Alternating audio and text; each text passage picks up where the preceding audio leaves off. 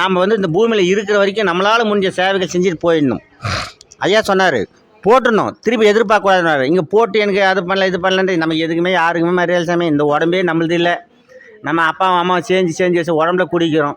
என் பிள்ளைன்றோம். நீங்களும் உங்களுக்காக சேர்ந்து வச்ச பிள்ளைய பற்றி வச்சுட்டு நான் என் பிள்ளைன்னு நம்ம சொல்கிறோம். நம்ம பிள்ளை நம்ம மாதிரி இல்லை, நம்ம அப்பா மாதிரி இல்லை, எங்கள் அப்பா எங்கள் அம்மா தாத்தா மாதிரி இல்லை. ஒன்று ஒன்றா போயினே இருக்குதா, அப்புறம் என்ன பண்ணுற சொல்லுங்கள்.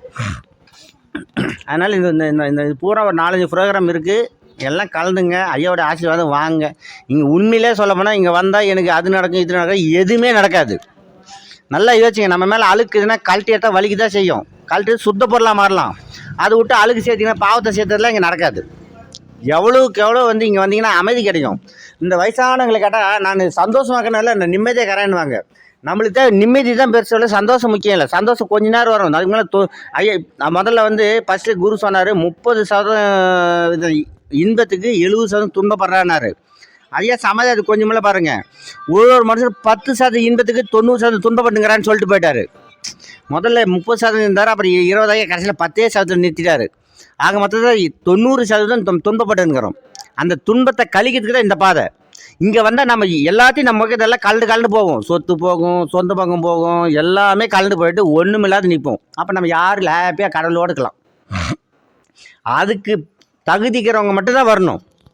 தகுதின்ற இது எல்லாத்தையும் சமைச்ச கோடிக்கணக்காக சம்பளம், லட்சக்கணக்காக மாதிரிலாம் எல்லாருக்கும் பண்ணலாம், எது வேணாலும் செய்யலாம். ஆனால் இங்கே வந்து சும்மா உட்காந்து அமைதியாக இருக்குதுன்றது சாதாரண விஷயம் இல்லை.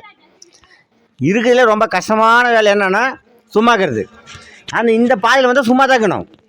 அதே போல் வந்து இப்போ ஆன்மீக லைனில் வந்துட்டாக்க பக்தியில் போய் நீங்கள் எது வேணாலும் கேட்டு போயிடலாம், அது ஒன்றும் பிரச்சனை இல்லை.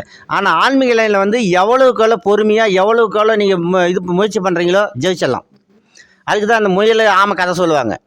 ஆமை வந்து மொல்லமாக போச்சு, வேகமாக போன முயல் நடுவில் பார்த்து தூங்கி தோற்று போச்சா. அந்த மாதிரி இது ஆன்மீக லைனில் பொறுத்த வரைக்கும் யாரும் அவசரப்படாதீங்க. யாரும் இது எனக்கு வேணும், இதில் அனுபவம் வர்றது, எனக்கு அந்த இது வர்றது எல்லாமே மாயே, அதெல்லாம் நம்மளை கவுக்குற வேலை தான். இப்போ ஒன்று சொல்கிறேன்னா, இப்போ நம்ம ஒரு பெரிய பணக்காரன் இருக்கிறோம், நம்ம வீட்டுக்கு ஒரு வேலைக்காரன் வைக்கணும், எடுத்தோடனே கூப்பிட்டு சேர்த்திக்குமா நம்ம. அவனுக்கு வந்து பல செக்கப் வைப்பாங்க, நகை வைப்பாங்க, பணத்தை வைப்பாங்க, ஒன்று மாதிரி பண்ணி அவன் நல்லவனாக கேட்டால் தேர்ந்தெடுக்கிற மாதிரி தான் இறைவன் வந்து சோதனை மேலே சோதனை கொடுத்தா எடுத்துக்கிற ஒரு மனுஷனையும். எடுத்தோடனே எந்த மனிதனையும் இறைவன் சேர்த்துக்கிட்டே இல்லை. அதுக்கு தான் திருவிழாவில் சிவபுராணம் எடுத்துக்கிட்டிங்கன்னா பூரா பொண்டாடி பிள்ளையே சோதிச்சான் இறைவன், நாமளே மாத்திரம் யோசிச்சு பாருங்க.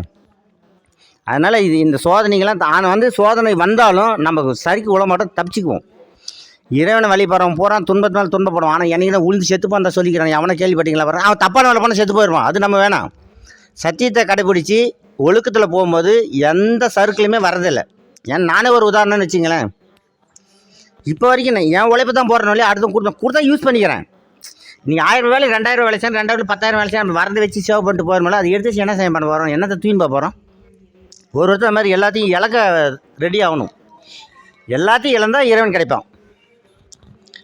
அதை ஐயா கூட சொல்கிறாருல்ல, அதாவது வந்து நீங்கள் பல வருஷக்கணக்கில் பாடுபட்டு இறைவனை பார்க்குற நேரம் 1/2 நிமிஷம் 1 நிமிஷம், அதிகபட்சம் 1/2 நிமிஷம் 1 நிமிஷம் தான். அந்த 1/2 நிமிஷம் 1 நிமிஷத்துலேயே வந்து நம்மளை இந்த பிரபஞ்சத்தோட அத்தினி நமக்குள்ளே பூச்சிடுறான் ஆண்டவன். அதுக்கு மேலே வந்து எவனுமே பேசலை. அதுக்குள்ளே சரணாகதியில் கும்பிட்றதுலே இருக்கிறாங்களோட எந்த கேள்வியில் எந்த இது எல்லாம் கம்முன்னு உட்காந்துக்கிறாங்க. இந்த ஆடம்பரம் பண்ணிக்கின்னு இப்போ இதாக்கிறவங்க பூரா வந்து கடவுளை பார்க்காதவங்க தான். நல்லா யோசிச்சு பாருங்க. கடவுளை பார்த்தவங்க போகிற யாரும் வந்து கம்முன்னு உட்காந்து யாருக்கு இதுன்னு சொல்லாது பண்ணணும்.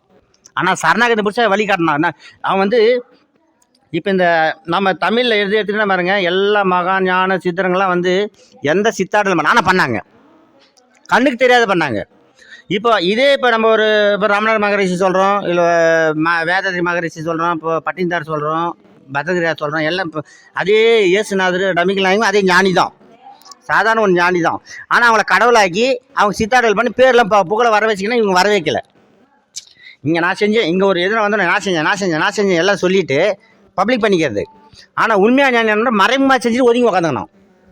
ஆனால் மறைமுகமாக ஒழிஞ்சு உட்காந்தவங்களாம் பாருங்கள் எந்த இதில் அழகாக போயிட்டாங்க. இவங்க பண்ணவங்களாம் எங்கே பேர் வச்சு சொல்லுங்கள். ஏசெல்லாம் கட்சி நேரத்தை என்ன சொன்னார், இறைவா ஏன் என் கையில் கை விட்டேன்னாரு. எல்லாத்தையும் எலசி பூராத்தையும் இந்த பகட்டு புகழ் பேருக்கு ஆசைப்பட்டவங்க பூரா காணாமல் போயிட்டான்.